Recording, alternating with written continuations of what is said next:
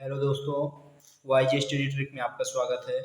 आज की इस वीडियो में हम लोग ये चक्रवृद्धि ब्याज में प्रत्येक तिमाही में जब गणना की जाती है चक्रवृद्धि ब्याज, तो उस प्रश्न को कैसे हल करते हैं ये जानेंगे दोस्तों। ये है पहला प्रश्न। ये है 30,000 रुपये का 12% वार्षिक ब्याज की दर से 1 वर्ष का चक्रवृद्धि ब्याज याद करना है दोस्तों। जबकि ब्याज की गणना प्रत्येक तिमाही की जाती है। तो इसको हल करने वाले हैं दोस्तों। तो जब प्रत्येक तिमाही ब्याज की गणना की जाती है तो ये जो आर है, आर 12% है, ये वार्षिक है। लेकिन जब तिमाही में करते हैं तो एक वर्ष में 12 महीना होता है, तो 3-3 महीना की किस्त बांधते हैं। ये 3 महीना, ये 3 महीना, ये 3 महीना, तो ये 4 किस्त हो जाता है दोस्तों। तीन तीन तीन तीन करके 3 चौक 12 हो जाता है। तो 4 किस्त हो जाता है, इसलिए रेट को भी 4 से डिवाइड करते हैं दोस्तों। 4 × 4 4×3 12, 3% हो जाएगा। इसी प्रकार से जब सालाना ये 12% है तो समय सालाना पटाते हैं तो 1 वर्ष हो जाता है। लेकिन जब तिमाही पटाते हैं तो 4 किस्त बनता है, इसलिए इस समय को 4 से डिवाइड करते हैं दोस्तों। कि 1 वर्ष है, इसको 4 से डिवाइड कर लेंगे तो ये 4 वर्ष हो जाएगा। ये तो 4 किस्त हो जाएगा दोस्तों। ये हो गया कि n बराबर 4 वर्ष हो जाएगा और r बराबर प्राप्त हुआ है 3%। और p प्रिंसिपल है 30,000 रुपये। ये 30,000 रुपये है दोस्तों। 1 2 3 4, 30,000 रुपये प्रिंसिपल है। n 4 वर्ष है और r बराबर 3%। तो इसको CI का सूत्र में फिट करके इसको हल कर लेते हैं दोस्तों। CI बराबर जानते हैं दोस्तों, P 1 + R/100, फिर समय है कि n लिख देते हैं यहाँ पर। फिर वापस प्रिंसिपल घटाते हैं तो हमारा ब्याज निकल के आ जाता है दोस्तों। प्रिंसिपल है 30,000 रुपये, 1 + R प्राप्त हुआ है 3%।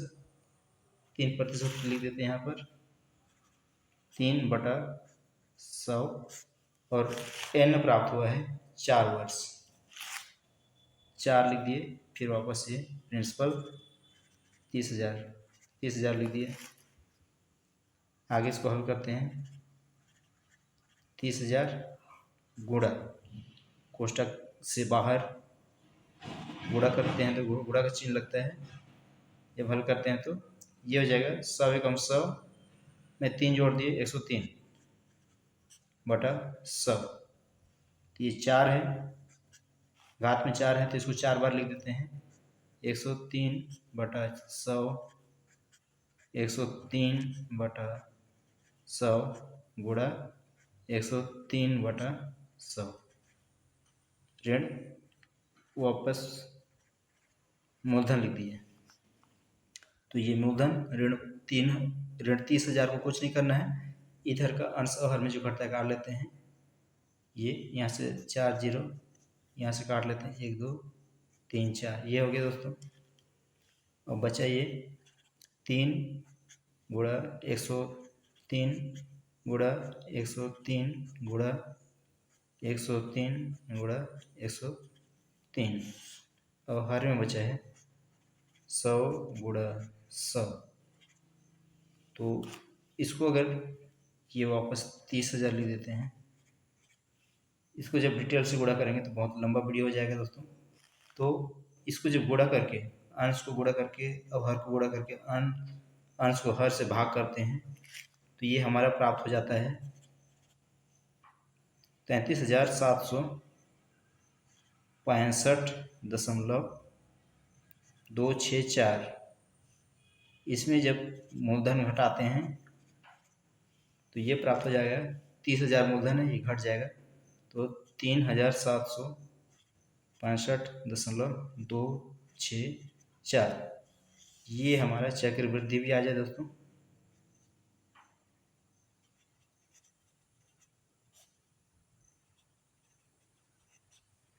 यही हमारा आंसर है दोस्तों। उम्मीद करता हूँ यहाँ तक समझ में आया होगा दोस्तों। चलिए दोस्तों अगला प्रश्न हल करते हैं। ये देखिए दोस्तों, ये दूसरा प्रश्न है।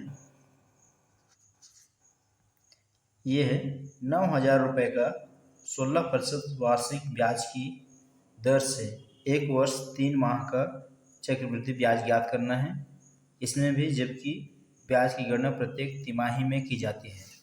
इसमें भी दोस्तों ये जो 16% आर है ये सालाना है, तो 3-3 माह का किस्ती बांधते हैं।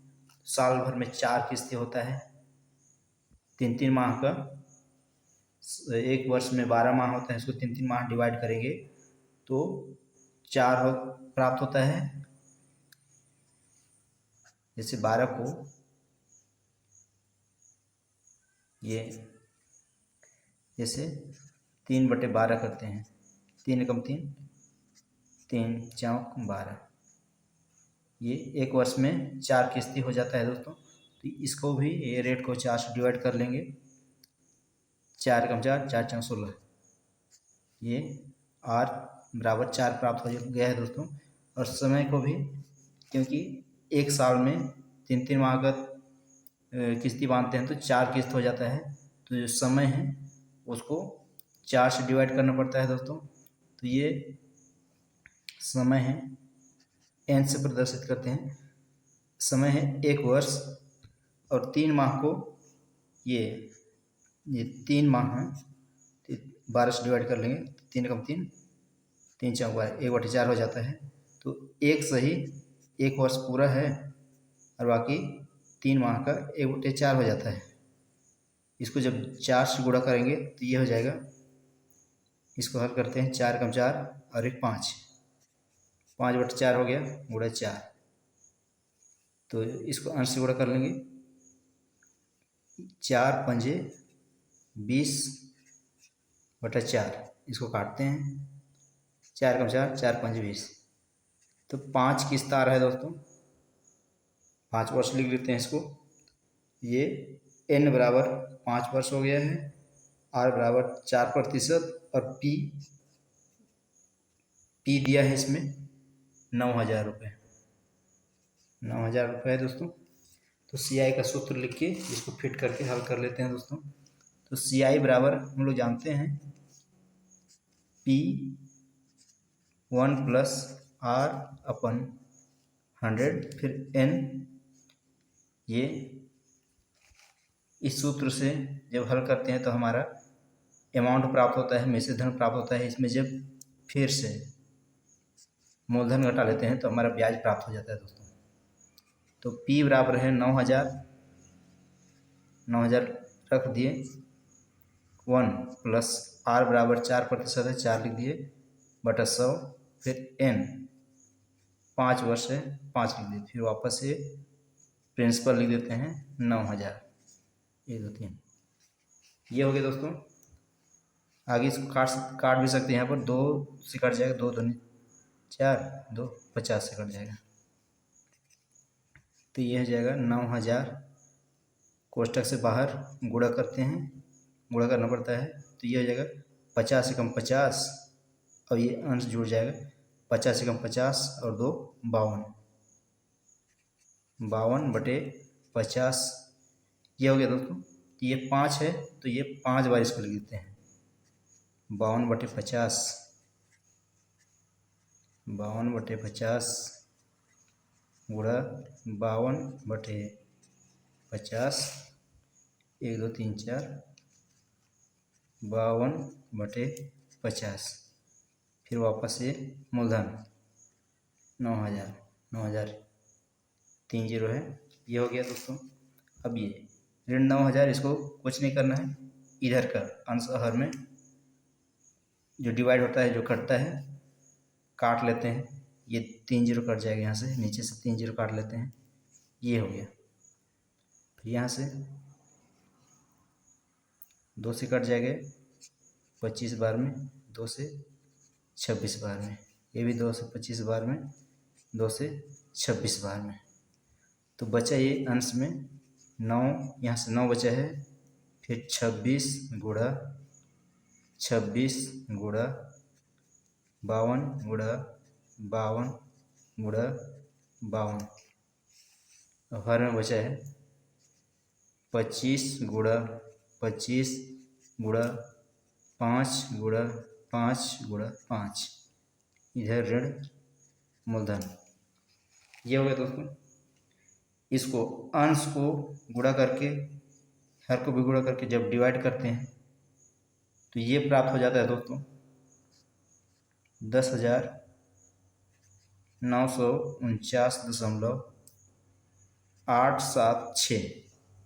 क्योंकि इसको डिटेल से अगर गुणा करूँगा तो वीडियो बहुत लंबा हो जाएगा दोस्तों, इसलिए मैं डायरेक्ट इसको गुणा करने के बाद ये अंश को हर से जब भाग करते हैं तो जो भागफल होता है, भागफल जो आता है उसी को डायरेक्ट लिख दे रहा हूँ दोस्तों। फिर ये भागफल में ये मिश्रधन प्राप्त हो जाएगा। इसमें जब मूलधन घटा लेंगे 9,000 तो ये हो जाएगा 1,949.876। ये हमारा ब्याज, चक्रवृद्धि ब्याज, चक्रवृद्धि ब्याज है दोस्तों। ये 1,949.876 यही हमारे आंसर है दोस्तों। तो उम्मीद करता हूँ दोस्तों यहाँ तक समझ में आया होगा। अगर ये वीडियो अच्छा लगा तो लाइक और शेयर ज़रूर कर दीजिएगा, और इस चैनल पहली बार आए हैं दोस्तों तो एक बार सब्सक्राइब जरूर कर दीजिएगा, ताकि अन्य जो भी महत्वपूर्ण वीडियो बनाऊँ सबसे पहले आप तक पहुँचेगा दोस्तों। आज के लिए इतना ही, धन्यवाद।